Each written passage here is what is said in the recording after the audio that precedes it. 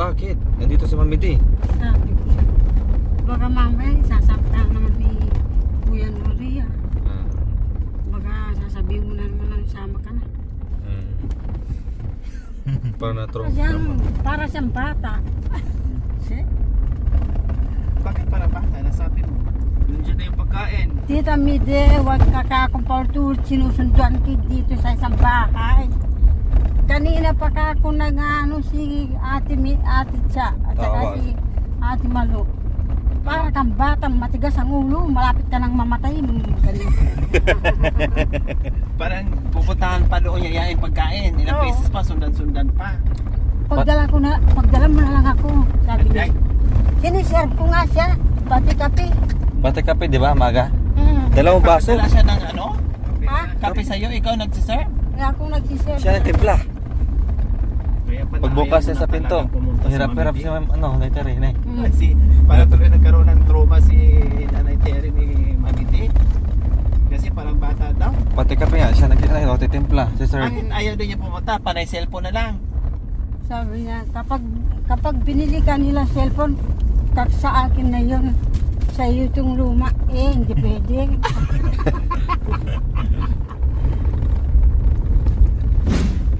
So yan, what's up po mga MJ?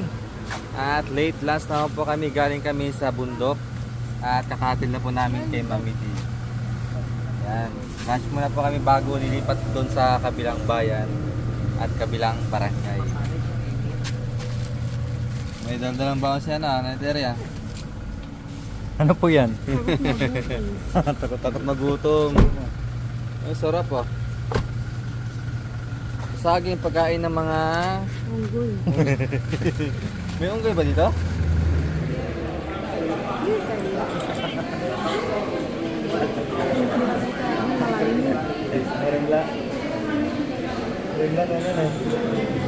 Jacket ka na kayo.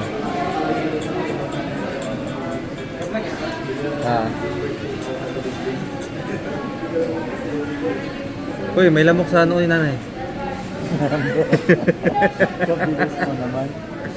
Ang bilis Yan pa. Okay, baka mamaya. Wala na kung ganang kumain kaya ng itlog. Pasok eh.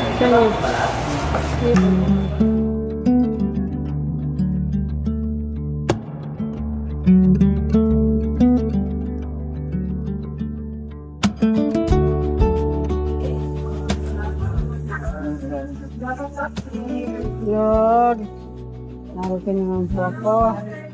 Tumutok sa iyong pintuan. Sana po Lord, kahit saan po kami pupunta, walang mapapahamak sa aming bawat. Lord, dinadasal ko po ang mga baryong pinupuntahan namin. Sana mabait po sila sa amin at hindi na kami pinakalimutan. Ganon din po sana ang anak ko. Dinadasal ko po sila at ang tinatawag ko sa inyo. Sana po, Lord, sana po hindi po sila ng mga taong nakakakita sa kanila. Maraming po salamat. Amen. Amen.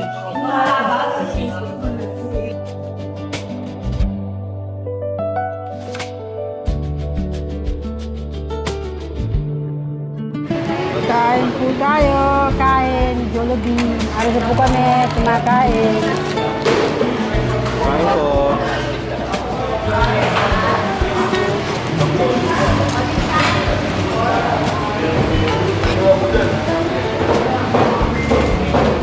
Paano ba yan? Pagkain ba ito? Ano sabi mo? Makain ba yan? Kain yan. Salad yan eh.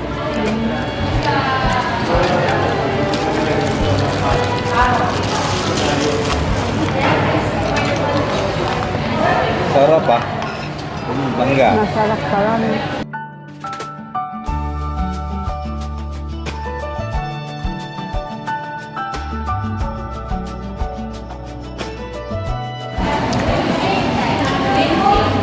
Grabe si Nanay Terry talaga. Pagkasama natin. Bakit? Sa ganang kumain. Sabi ko lang. Pag si Mami D kasama natin dito, bagal-bagal kumain. No? Mas di maubos yung kain. Sabi ni Neter, kaya sabihin niyo pa ang matakaw ako. Totoo naman. Totoo na matawa.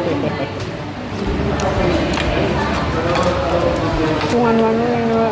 Ang importante, busog. Hindi ka gutom na.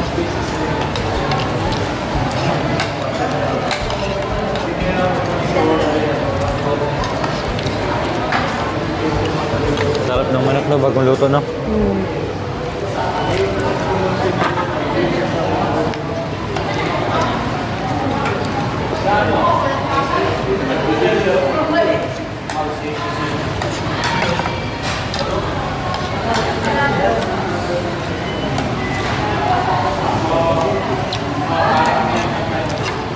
Kanin ka pa? Papakan mo na yan. Kapag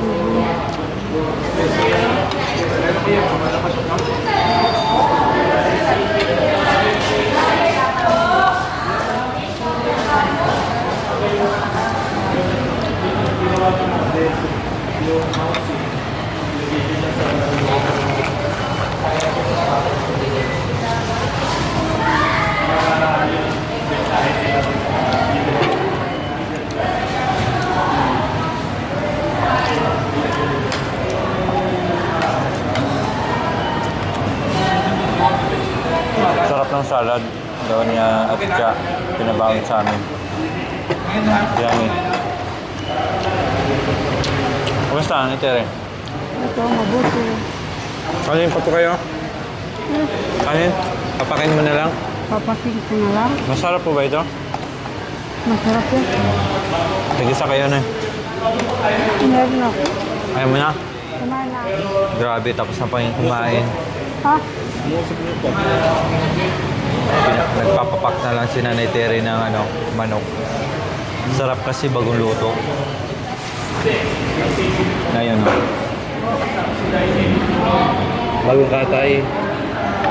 Tuwang-tuwa na siya na wala si Mami D. Kasi walang storbo.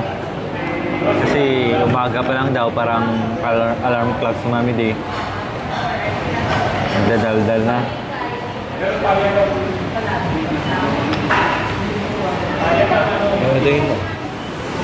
Yan. Busog na kami. Aray ko, Ay, payari ko kamay ko mo. Sinaksak ako. Mainit na naman dito. Mainit na naman dito. Doon, malamig. Saan tayo? Sa malamig, sa mainit? Sa malamig, yan. Ano naman kami? Bye-bye. Mag-subscribe na po kayo. Jacoy Makoy.